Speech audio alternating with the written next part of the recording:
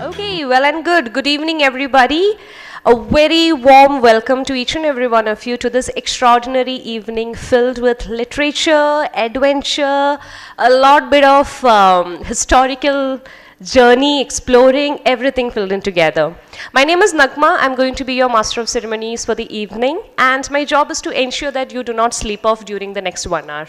So if you feel sleeping, if you feel any bit of the time you feel like you're getting a little bored, please do make sure that you let me know so that we can ensure that you are involved and you enjoy the event throughout.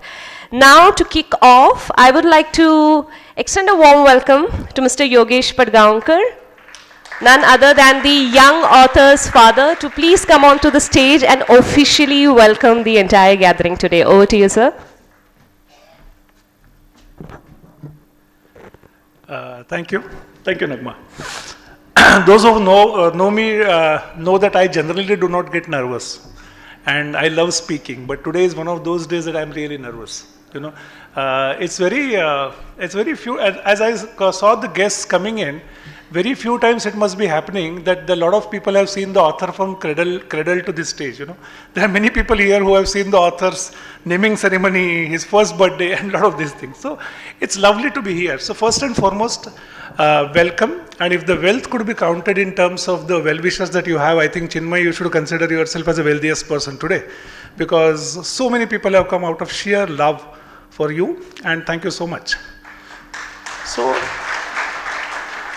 no, I'm not going to speak longer if that is the indication. So just while I welcome all of you and all of your friends and family, just a word about our guests of honor today. They are also friends and family. But there's a common theme about the guests of honor today.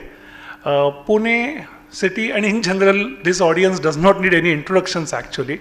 While Nagma will do the formal honors later on introducing them, what I'm going to do is I'm going to tell you what's the theme and why they are here as a guest of honor, apart from being the dignitaries that they are. So the common theme for the today's guests of honor is that all of these people have a proven track record of encouraging young minds, encouraging people, and ensuring that people live up to their potential. That's the common theme across all our guests of honor today. And without getting into too much of the details, a few things, the way they came in our life, I'm going to share with you. When we came to the city of Pune in 2003, it was Ganesh and Uma who actually helped us settle in the city. And knowing my temperament, I required people like Ganesh is laughing right now also, but it required people like Ganesh and Uma to help us settle in the city. The kind of work they both have done to encourage the young minds is a sort of legend made of. I'm also going to talk about Principal Chabra. And sir, I don't know whether you remember, Chinmay took admission in Indus International in the 5th standard. And like typical parents, we were sitting very tensed next to Chinmay when sir was interviewing Chinmay. And he had an uncanny knack of putting a child at comfort. And he asked Chinmay, so do you play any sport? He said, yes. What do you play? Cricket. Are you a batsman or a bowler? He said, I'm a batsman. So then sir asked him, what is your highest score? He said, 3. So he said, you say you are a batsman and your highest score is 3? So he said, sir, but I have played only 1 match so far. What Chabra sir said, I will never forget in my life. He turned to us and told us, this is something rare. If he had told me 100, I wouldn't have known. So when he tells me 3, just ensure you let him be. Sir, taking your advice, we have tried our best to let him be. And perhaps today, that's the day we are there. I was living a very comfortable life, running my own company, and thinking that my corporate career is over. And then I met our next guest of honor, Anand, and he told me something very, very interesting. I was at a stage of life when I wanted to work with people I want to work. And he said, we don't do anything wrong. A very few people in the corporate can actually stand up and say like that. And Anand's track record again is encouraging the young minds, very selflessly encouraging the entrepreneurs of this city, is well known in the city. So what we thought is that we just took the liberty of knowing all 4 of you. And we said, let's take a chance and invite all 4 of you as a guests of honor, more to pamper our kid for his second novel. And that's what it is, if you ask me. and I'm not going to make any big deal out of it. So it's our parents trying to pamper the kid, and all four of you agreed to be here.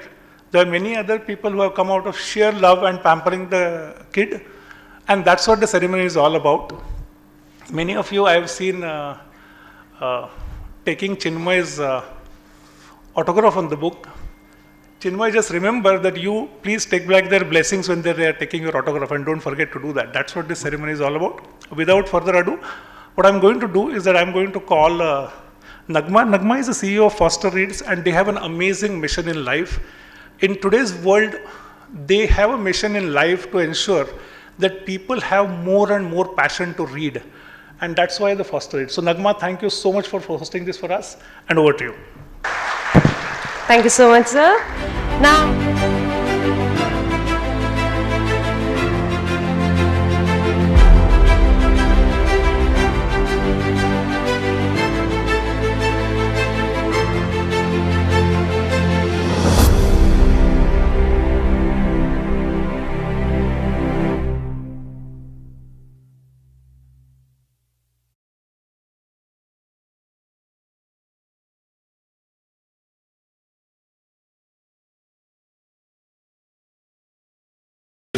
okay, well and good. Good evening, everybody.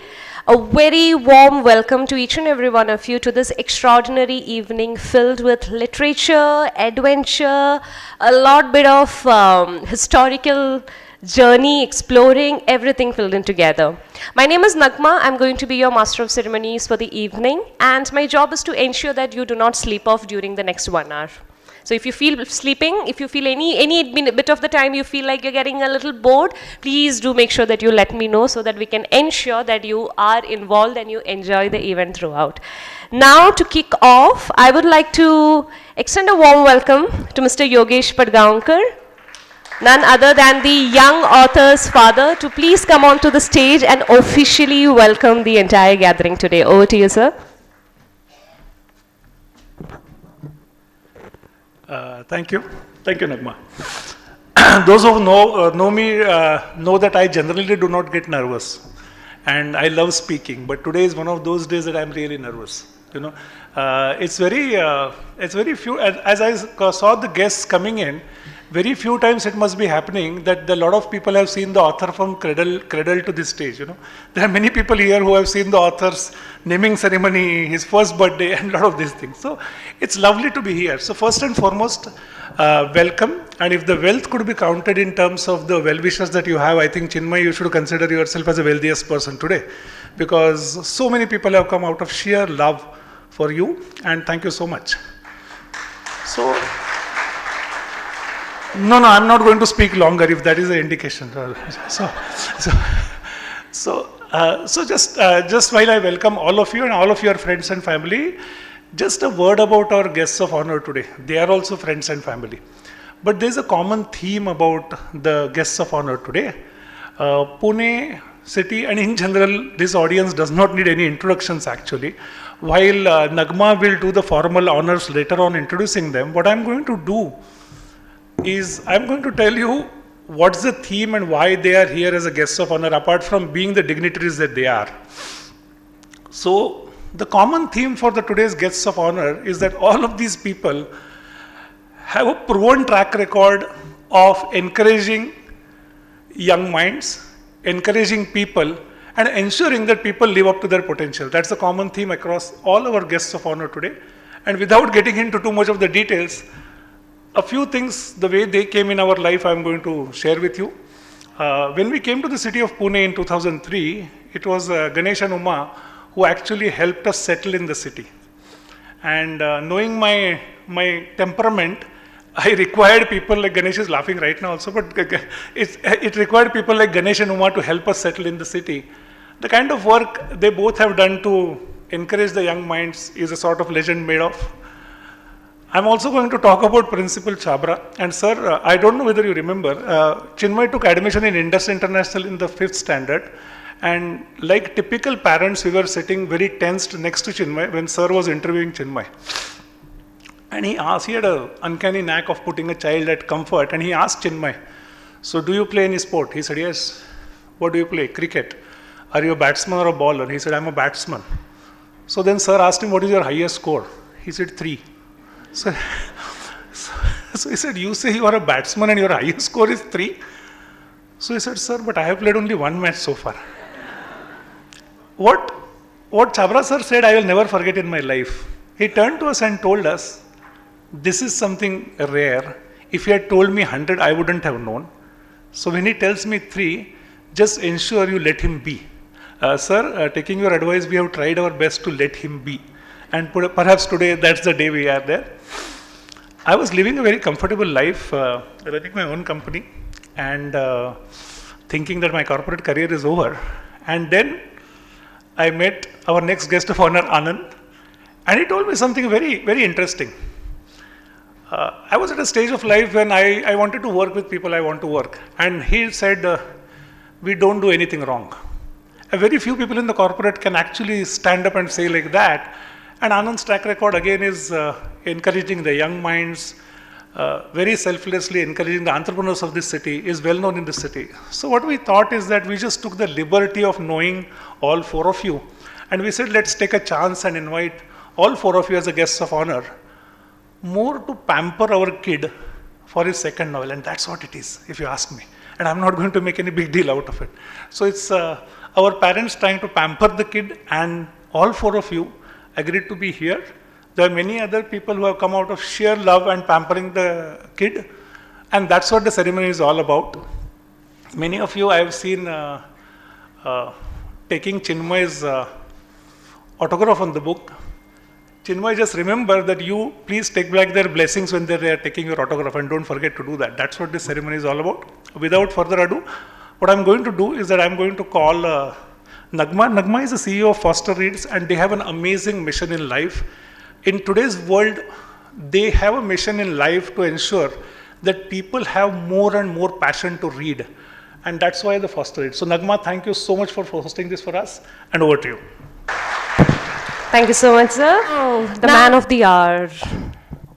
I would like to invite, without further ado, our young author, Chinmay, onto the stage. We would like to really understand Chinmay as an author, because I'm very sure that a lot of you know Chinmay from us, I don't know, from the time he was born. You see. Okay, my first question to you, Chinmay. The book that you've written, Ashoka's Secret, it's a lot of history, right? There's a lot of history in it. There's a lot of deep diving into the old age kings, the old age war and everything. Where did you get this entire inspiration about, or the inspiration to pick up such a big topic and such a rare topic, I would say? Because a lot of other topics we keep seeing, if it is mythology also, today it's very common. But then why history? What was your inspiration behind that? So, firstly, thank you so much for being here. I'm really grateful for your presence. And like, to begin with, I think the reason I got so involved in history is because of my sister, Janvi, my elder sister, who is an archaeologist. And just the dinner table conversations about history and, just history 101 and every single intricate detail that she mentions about history on the dinner table, really, it inspires me, and that is something that has been the reason for me to take up history. So that is why Ashoka's Secret is also based around, it is based around history, and the protagonist of the book, Ananya, who is also the character, is named after my cousin, who's right here. So the character, who's a PhD scholar, is inspired a lot by my sister and her passion for history. Interesting. How much are you missing your sister right now? Very much. On a scale of 1 to 10, I think 30. You rarely get a chance to stand in front of a big crowd and then give a message to somebody. Is there a message that you want to... Oh yeah, is there a message you want to give to the camera over there? To your sister? Please read the book and give me a review. Got it. So now again, coming to history, there could be a lot of topics which we very commonly know about. Like even a student who's not very fond of history, a lot of names are very common. But Ashoka is not something that we on a very regular basis discuss about. Yeah, we all know the Ashoka symbol and everything because it's there on our coins, on a regular basis. We keep seeing it everywhere. But then from a what happened during the Kalinga War or Ashoka as a king, it's not something that we regularly hear about. So why Ashoka? Why not any other topic from history? Ashoka, well, I mean, the one aspect of Ashoka that has been caught in the story is that there's this conspiracy theory that after the Kalinga War, Ashoka was completely devastated by it. He converted to Buddhism because it is all about peace and harmony. So after converting to Buddhism, he created this secret society called the Nine Unknown, preserving 9 different areas of knowledge, from alchemy to microbiology to communication to propaganda, and all the 9 subjects. So the purpose of the secret society was to preserve and update these 9 manuscripts over time and reveal it only at the right time. So that aspect, assuming that this conspiracy theory is true, I have taken that aspect and connected it to modern India, where there's this PhD scholar who's researching on Ashoka and his secret society. While I'm so excited to talk about it, I think I want to leave the audience and the readers to find it out in the book. That's the indication that you have to go back and read the book. Well, you've been talking about a lot of history, a lot of difficult terms, and a lot of things that happened in the past. I'm sure you would have had a lot of research process while you were trying to write this book, right? So can you tell us a little bit about your writing process? Right. So before I get into my writing process, I always I find a story and write on it. I usually have a certain sense of interest. So for example, talk about my first book, The Last 21 Hours. I was really interested in this, FBI theme, crime thriller, and I read this book called Shall We Tell the President by Jeffrey Archer, and it was the first book that I actually completed in one sitting. So that interested me to research a lot about that, about US and crime and FBI and stuff like that. Similarly, my sister inspired me to find an interest in history, especially ancient Indian. So I knew the theme in the background of the story, but when it comes to the writing process, when I jump into that, I have this notebook where I write every idea for a plot, which is a one-pager. So I wrote the one-pager plot of the story, and then I go into thinking about how the story starts and how it ends. So now when I have the idea that how it starts and how it ends, I just find a way to connect the dots, which I do it and I do that on an Excel sheet.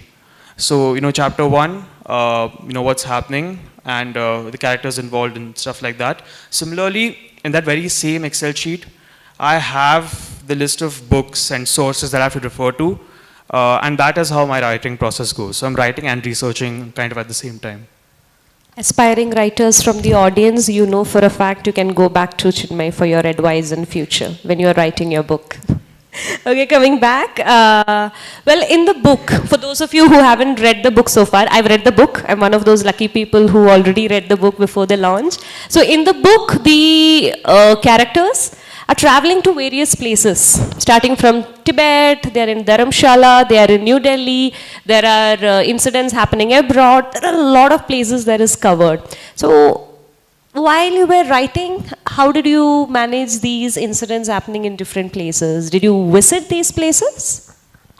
Well, no, I mean, as much as I would have loved to, I didn't because, I had to research my way out of it, and I kind of play around with Google Maps on this satellite feature, and I just find out, okay, this is this is location X and this is how it looks, and okay, let's see if I can try describing it, or maybe I can add my own touch to it. So that's how it goes about, at least as far as the location is concerned. And yeah, the rest, well, I do read different sources. Like, for example, there is a so the locations and like which are also pretty significant historical monuments. The information around that is out there in the public domain, or there are certain books about Ashoka which also mention these locations. So that is where I go on about researching and finding out this is how it is all about, and I have included fragments of that in Ashoka's Secret. So where do you find your information from? Like you were telling, you were searching. There's a lot of historical facts you have added. I'm sure even though the book is actually a fiction, you definitely would have had make a lot of references, right? So where exactly were your sources? I'll have to remember, but yeah, I think I've mentioned different sources that I've referred to in the bibliography. So yeah, sources like even if it like documentaries or YouTube videos, travel videos, and like of these monuments, or different news articles, different books are my they were all my sources. I'm sorry, I can't really remember them, but they're there in the bibliography section of the book towards the end. Thank you so much. Next, I have an interesting questions which I'm sure Chinmay's teachers are going to be very interested to see, listen to the answers. Well, in the book Ashoka's Secret, it involves a lot of themes. It involves danger, there's persuasion, there is a pursuit of knowledge. So there are various themes in the book, right? Now, among all these different themes, which theme resonates the most with you and why? I feel the pursuit of knowledge really matches the theme of Ashoka's Secret because, well, yeah, on one hand you have the nine unknown that preserves this knowledge for the right reasons, and then on the other hand, there are these bunch of people who want it for their own purpose. They want access to these like different manuscripts, this like 9 areas of knowledge for their own gain. So just the good and evil thing around that is something that I feel really matches with the pursuit of knowledge part, because there are, on one hand, the pursuit of knowledge is in a positive way, while there's the pursuit of knowledge for a negative sense of ambition. Interesting. Well, you've just spoken again about the nine unknown. So they are also the different characters in the book. So can you tell us a little bit more about the different characters in the book, and how did you, what was your process while building each of these characters? So there is this one character who is inspired by my grandmother, my nani, who's present over here, and like she's probably an example of one of the characters. Then there is then the different characters that are present are probably inspired by the like the people around me, probably, or maybe the inspiration from different books for certain characters, especially the villain. I mean, I really loved building the bad guys, because the kind of like the bad guy defines the good guy or the good girl, actually. So that is something that I really enjoy writing the villain. Interesting. Do you have a process in which how you create a character? Like if you know this is the kind of storyline that you need, and you know you need one person who needs to take up this role, how do you define that character? What is your process like? How do you start building that character? Yeah, so when I'm writing like a proper manuscript, I have a different Word doc opened where it is all about the characters. So it includes everything about them. For example, if Ananya as a character is concerned, I'll mention, like, so she's a PhD scholar, what she, who she is as a person, probably a zodiac sign, her favorite food, and yeah, different nuances about each character. And writing that part is something I really like I really enjoy. So I don't include it in the manuscript while writing it. I write it on a separate document, and certain fragments can be mentioned in like certain parts of the book. Does any of the characters in the book resemble you? No, not really. I like to be. I like to think that I'm the spectator in the book. Oh, okay, good, then got it. Well, in the novel, you're spanning around different locations, different situations, different kind of emotions and everything. So, is there any particular instance or a scene from within the book that is your favorite? If you have, then why? I feel, well, if you ask me honestly, the entire book is my favorite. But the action scenes and the different, the description of the action scenes kind of build the anxiety even in my head when I'm reading it, and also like the historical part of it is something I find really interesting, because like, hey, wait, I researched this and I'm also including it here. So that is something I really like, I really get excited about when I'm reading it and also writing it. Nice, interesting. Well, I'm sure people seated here today know that Ashoka's Secret is not your first book. You have a published book before that. Now, what do you think personally that from your first book to the second one, Ashoka's Secret, how have you evolved as a writer? I think, so the first thing that I have really observed in both the books is that one thing that I've really learned over the process of after finishing the last 21 hours to now finishing Ashoka's Secret is that a lot of patience is required to write, then edit, then publish it. So that is one thing that is very important. And also, I think I have learned how to include the necessary and the relevant parts. So, for example, the very first draft of Ashoka's Secret had 68 chapters, and before sending it for the editorial process, I read the manuscript and I removed 50% of the chapters. And I thought that, and while it was very challenging for me to remove them, so it's better to keep my writing a lot more crisp and concise and like straightforward. So that is one thing, and that is a very important insight for me during my writing process. Thank you for sharing that. Now, this part was about how you evolved as a writer. But what do you think personally?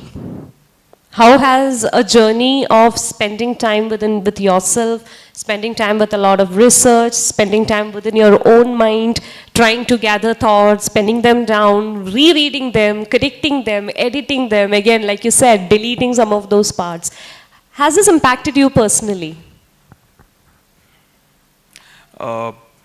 I think removing 50% of the chapters, it was very challenging for me, because I was like, okay, I have put so much research into this, so much time into this, and I'll be very honest here, I was also quite disappointed when I removed those chapters, but then I kind of viewed the whole process as a reader, or at least from a third person's perspective, and I thought that, okay, as a third person, I see that this is not really making any sense. So it is good for the story to, let go of the chapters that don't make any sense or are not adding any relevance. Interesting. I think personally also you can say that you have evolved as a person. Great. Coming to some fun questions. If there is any character in your book who you can go on a coffee date with, let's not call it a date, go on a coffee with, who would that be and why? You'll have to tell us why exactly, what characteristic of that person do you like so much that you want to go on a coffee with that person? So, I think I would really, have a cup of coffee and chat with this character named Mark Tanner, who's a very cool guy, and who's also the villain, you might add. yes, and also another character named Richard. So I'll spend time with them, chat with them. They seem so because I really liked writing them because they were the antagonists and the bad guys. So I'd probably chat with them and I'll probably tell them maybe there's no harm in being a good person. You might want to switch sides. So yeah, that is so those two people. You I'll want to convince go them. on a coffee with them so that you change their mind to be on the good side for your next book. Yeah, I'll be like, bro, this is, it's not really working for you. So yeah, you might as well be a good person. Okay, done. Okay, done. Thank you so much. Well, if you could get the blessings of being able to travel, you've written a historical fiction, right? If you have, tomorrow you wake up in the morning and you have a wish granted that you can go back to any time, future, past, anywhere, what period of time would you want to go back to or go forward to, and why? I have a list. Okay, But maximum 2, please. two, okay. I'll go back in time to see if the Mahabharata actually happened or not, because there's so much, talks about it being a myth, and there are also theories that suggest that it actually happened. So why not go back in time and just check if it is true or not? Anybody And- wants to join? Do you have space in your train, please? Yeah, and secondly, in the future, the future me would probably want to come back here. So yeah, that is one. Okay, thank you. Well, one last question. If the book tomorrow gets adapted into a movie, what would your dream cast look like? Wow. I always thought of Ashoka's Secret as a novel, but they say never. So if someone is nice enough to make and kind enough to make a film out of it, I haven't really thought of any actor a screen cast per se, because even as far as Ananya is concerned, I'd probably pick either the Ananya over here or my sister. What about the villain who you want to go on a coffee with?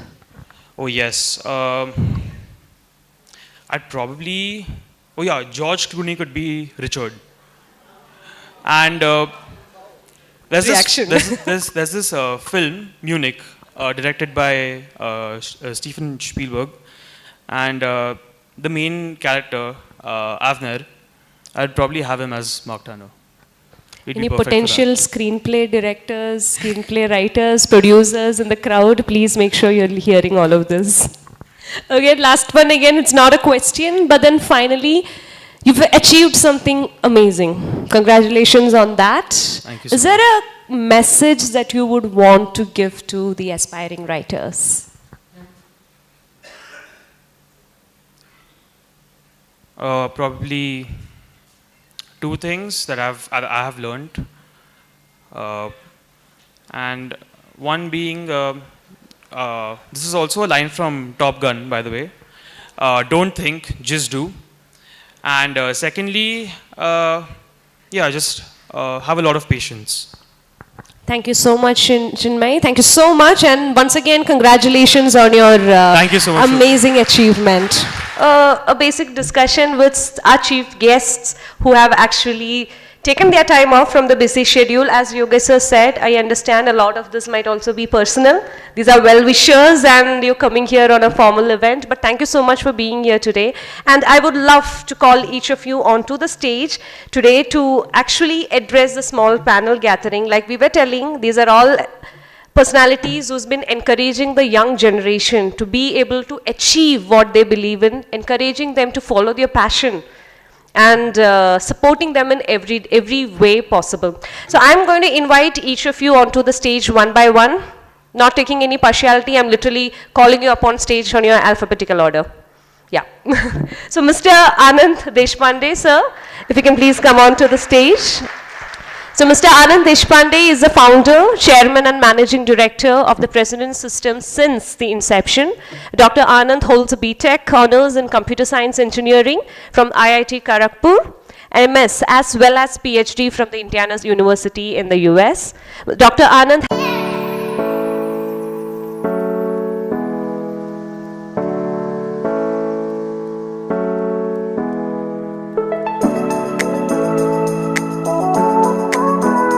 Yeah, what a wonderful occasion. So first of all, hearty congratulations to Chinmay, Pallavi and Yogesh.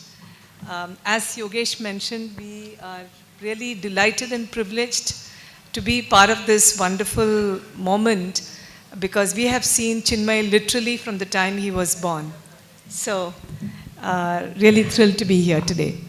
So this question Yogesh posed, micro-learning, how relevant it is, books, have they really gone out of, have they become obsolete?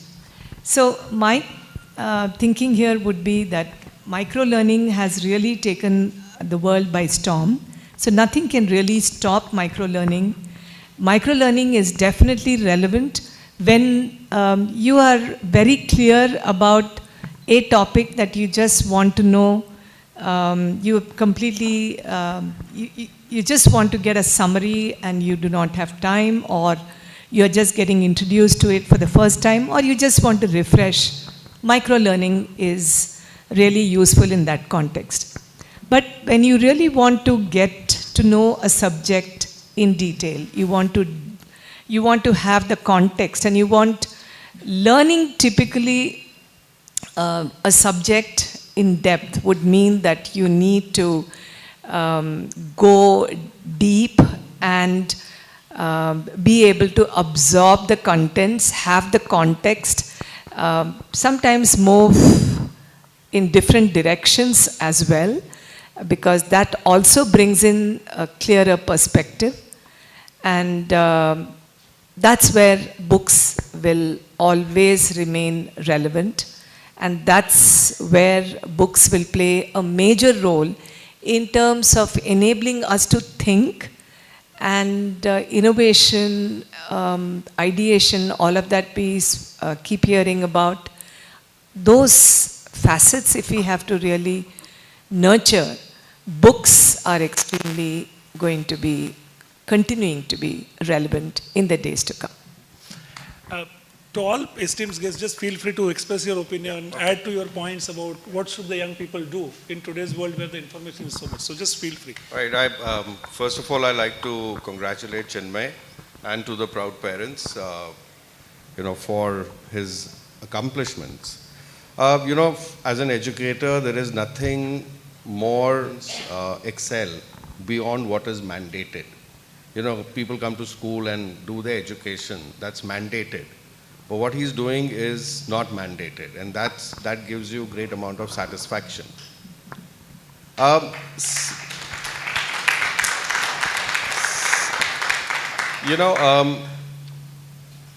Books as we know them people think that they're gone out of vogue. I don't think so. I think, as educators, we always try and tell young parents that part of the good parenting, okay, everyone's a good parent today, but part of the good parenting is also encouraging your children to develop the habit of reading. Because that will allow young people to experience. You can't go physically to experience everything. There's a lot of experience that comes through books. It helps young people to build perspectives. It also, in my opinion, helps young people to build the moral man in them. I think, whilst in today's world there's a lot of focus on the economic man, but I think the habit of reading helps them to build, evolve themselves to become good people who will then end up doing good. And like ma'am said, I completely agree with her. Whether it's micro teaching or nano teaching or using the plasma, it's going to be a part of, young people's world. It helps you to find a lot of stuff very quickly. You can kind of go from one place to another place and, kind of find different things.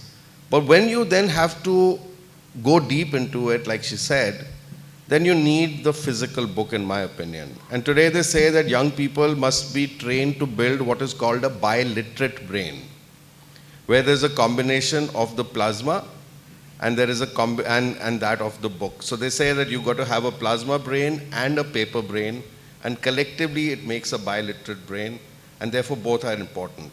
But, like, reading a book is definitely something that all of us must encourage young people to do. So let me approach this point a little tangentially, because I met Chinmay for the first time when he was a concept in Yogesh's head. So at that point he was not yet born, and the unborn child is always a superhero. The time I actually met him was when they had moved to Mumbai, and I stayed in their house for a night, and there was this completely villainous little 10-month-old kid, okay, who used to refuse to leave my door. He doesn't remember, because he was too young for that. I said, oh my God, what will this boy grow up to be? He was such a dangerous kid at that point of time. Okay. And just the anecdote, I grew up in a little village called Tatisilva in Jharkhand. It's very close to Ranchi. 20 years back when I said Ranchi, people used to look as dazed as you look. But then Mahendra Singh Dhoni happened, so everybody knew Ranchi. But Tatisilva was a village. And my sister and I actually studied in a little convent school 5 kilometers away. Half the time we used to cycle. Sometimes if we were lucky, we would get a bus. And I remember the first time I heard a name called IIT was probably when I was in class 8 or maybe class 7, I don't know.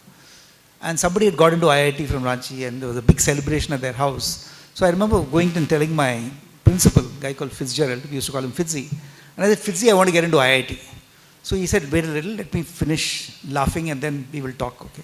I said, what are you laughing about? He said, you're not studying in a school which will get into any kind of tea, forget about IIT, okay? So I was like really crestfallen. I said, what do I do? So he said, what do you do? What do you really like doing?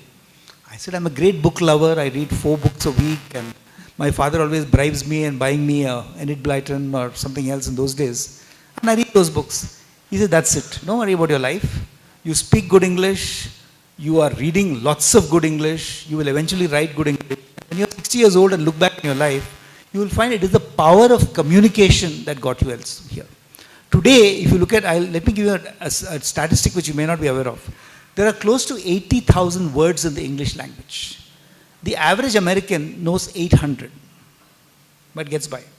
The average child growing up in this country knows 600 words, proper words, and 400 WhatsApp abbreviations. Okay, and this is the generation that is growing up. So when I read the page number 4 of Chinmay's book, and I read utopia and dystopia in the same sentence, I'm saying here is hope for humanity. Okay? He will hopefully not grow up to be Shashi Tharoor, but at the same time, he will certainly grow up having a vocabulary of, if not 80,000, 20,000. Okay? So Yogesh, very tangential answer to your question, but I'm saying I completely agree with you, sir. It's reading books and reading and opening up our minds that make us better human beings. And everything we do, if we go one track and only do whatever we have to do, I think we'll live in a very dystopian world. So I think that's really what we need to change. I guess I'm the one who knows Chinmay the least. We have met only once before. But let me congratulate Chinmay, his parents, Pallavi and Yogesh, and also his sister, who seems to have had a big role to play in this book. I'm really honored to be here, and I'm going to count this moment as one of those when this book becomes famous or your movie comes out. Say, when Chinmay wrote that book, second one, this is the first time I found out you had another one. But anyway, so this would be something I can remember and tell my kids that, we were there that day when he wrote that book. So I'm really flattered to be here in this opportunity, and I'm really hoping and wishing all the very best, and you'll have many more books and many more movies to celebrate as well.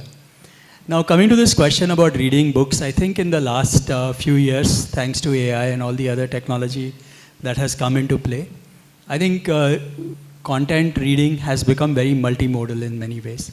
So we are consuming things as reading books, but also online books. We are also listening to these books. We can basically make a film out of this using generative AI or whatever else. And we are consuming all of these at the same time, concurrently in different ways. And one might think that this might kill this or that or whatever, but I think we should not generalize. And I'm going to give you a few examples of why I think because of these new technologies, some traditional ones have changed very dramatically. So one might imagine that, people are consuming micro things. Yes, they are consuming micro things. But if you think about all the long serials of specific topics, so you have multi-episode films happening on Netflix, right? So 3 hours is not enough. I can't move it in the movie, so I'm going to have like a 32 hours, 60 hours or all that. So one would have imagined, why would anybody watch them? But they seem to be very popular. On the other hand, you look at cricket, for example, you might say T20 is going to kill test match cricket. But if you look at the new test match cricket, it's all T20 driving next generation of test match cricket really happening in a big way. If you look at AI and say, chess can beat every human, every AI can beat all the human players, and what is there to play anymore because AI is going to kill all chess. But actually, if you think about chess and what's happening in chess right now, AI has completely transformed how we play chess, and the chess has become far more interesting today than it used to be before. So like this, I believe that technology and all the other things that are coming in, we should not generalize that the world is going to go micro or whatever else. Depends on the context. We would go do many things concurrently at the same time. This book will be available in written textbook format. It will be also audibly available. Automatically you would be able to translate to all the languages because that's available now. And with his generative AI stuff and all the Sora and other things that are coming in, I'm sure you'll generate a movie out of this very quickly as well. And it would look very cool and people will consume what is appropriate. So I think we are going to see a next generation of how we learn, how we write, how we create content. And these are all good steps, and I would not say this or that. I think it's all of those is how we look at things. And I think, Chinmay, you are at a very interesting time now. You are just starting out your career, and there's a lot of different things that are available to you as tools to write the next brilliant, I wouldn't call it book, but whatever you call it. Thank you, thanks.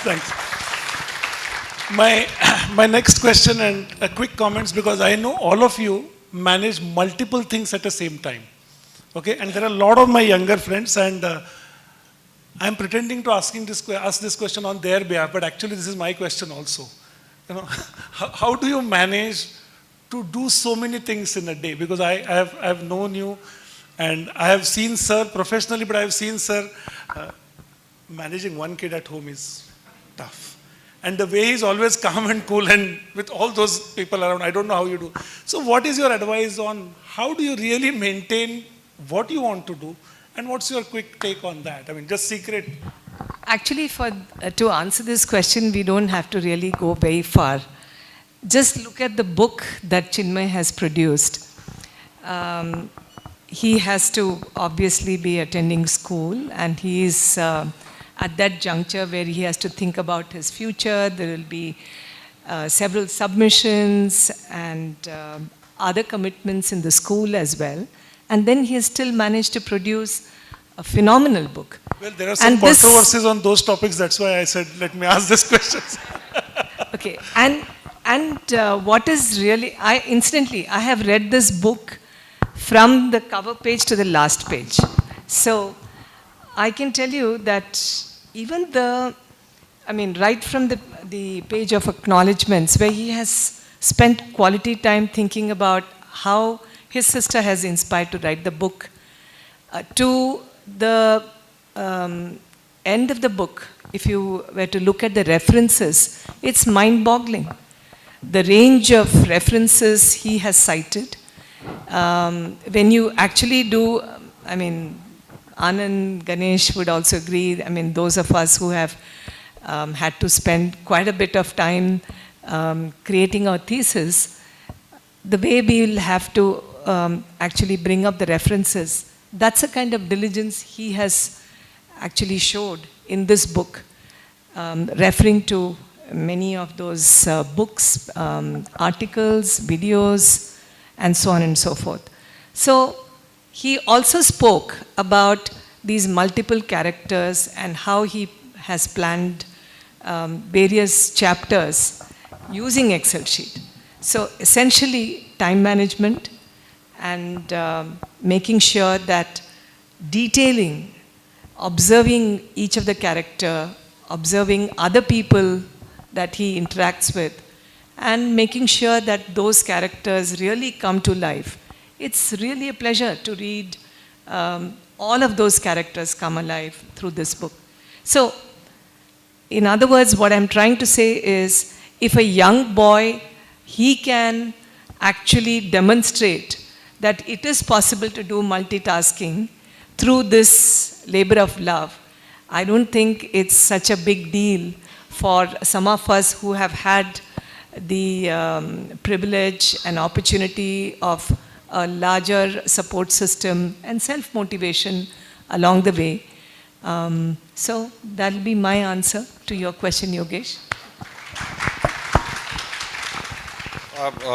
Again, I'm going to talk it from, a student's perspective and an education perspective. I think a couple of things. One is that, identify your 20%. I think it's very important because most of the time we are wasting a lot of time doing frivolous stuff. I think that's really important, and each one of us will have our own 20%. So if you can identify that, you'll seem to have more time to do it. And the second is that it is extremely important, that's what I feel, is to have a routine which is sacrosanct. I mean, you don't allow it to change. I think that allows you again to do a lot more. It also keeps, you mentally robust, and therefore, you don't seem to, you tire out or whatever it is. So I think identifying your 20% and having a regular routine would be something that would help you to achieve a lot more. Thank you, sir.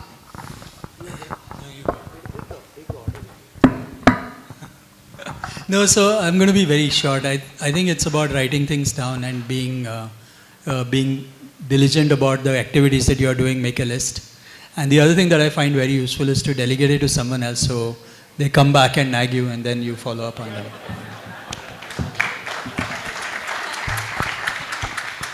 What is the question? Ganesh, the question is especially for you. You do so many things in a day. How do you do that? It's a simple question. Let me simplify the question. No, honestly, and sorry if there are any impressionable young minds whom I'm going to pollute. You have to have fun every minute.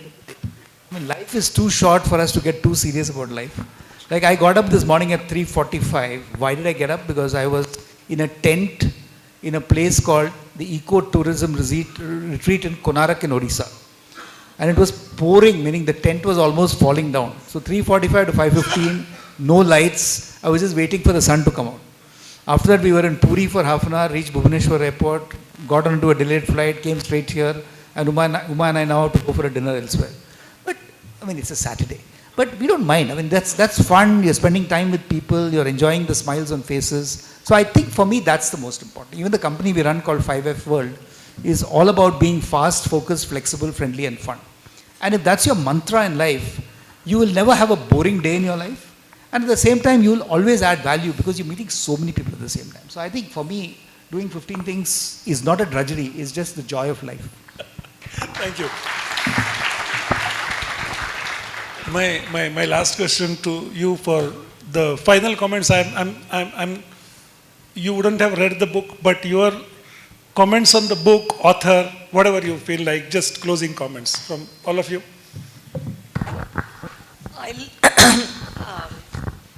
Since I've read the book completely, I like to quote couple of examples from the book where Chinmay has actually. Thank you so much. I hope you all know that we still have books available for all of you who are extremely curious to pick up the books and read or start the habit of reading. Today we've listened a lot about how important reading is. So you can pick up the book for yourself, for your kids, girlfriends, boyfriends, parents, whoever you wanted to, but make sure you pick up a book today and encourage somebody to actually start reading. Now, finally, we are slowly coming to the end of the evening, and I would like to call upon Mrs. Chinmay Patgaonkar onto the stage to officially give away the vote of thanks.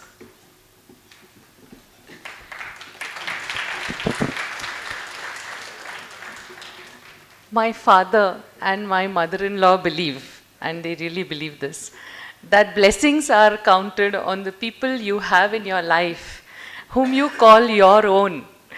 So today we are totally blessed to have all of you, and it's like a moment that will be treasured all our lives. So thank you so much for being here. I start my gratitude, and we are incredibly grateful to our esteemed guests of honor. Thank you so much. I mean, this is like a dream come true. Something that we would have only wished for, but seeing it in reality was like, it reminds me of the song in My Fair Lady. I could have danced all night and have wished for more. So thank you so much for being there. Dil se thank you. To our august audience, and that has our wonderful family which we are blessed with, who've really come here from everywhere. A special thank you to our grandparents, Ajji Azoba, who are here to bless Chinmay. Sorry, he's now 16-year-old, so I need to call him Chinmay. But yes, it means a lot, and your blessings mean a lot. To our dear friends who are a treasure trove for us because they are the highlight of our lives, thank you so much for being such a wonderful part of our journey, and thank you for being here to bless Chinmay. A special mention to his teachers who are here for their patience, for their faith, and for at many a times calming an anxious mother when he was at his notorious best. So thank you, dear teachers. Your support is always valuable. To Chinmay's friends, guys, we really love you. Thank you for being here, and you are an absolute blessing in his life. To our publishers, New Voice and Hubhawks, Leslie sir, who've come here especially for this event, Kevin, Kiran, Vinny, Abhishek, Abhijit, all of you, we miss you here today, but thank you so much. This wouldn't have been possible. To Foster Reed's Nagma, she's such a wonderful and lovely person, and she's now Chinmay's buddy. So thank you, dear Nagma. You really light up any occasion. Thanks a lot. To Simon & Schuster for encouraging the young author. And to each one of you, to PYC, yes, and to each one of you present here, many thanks for your gracious presence, and to the Almighty, and to our Sadguru Mangalnath Maharaj for his blessings that guide our journey of life. Once again, thank you so much, and have a lovely evening. Thank you.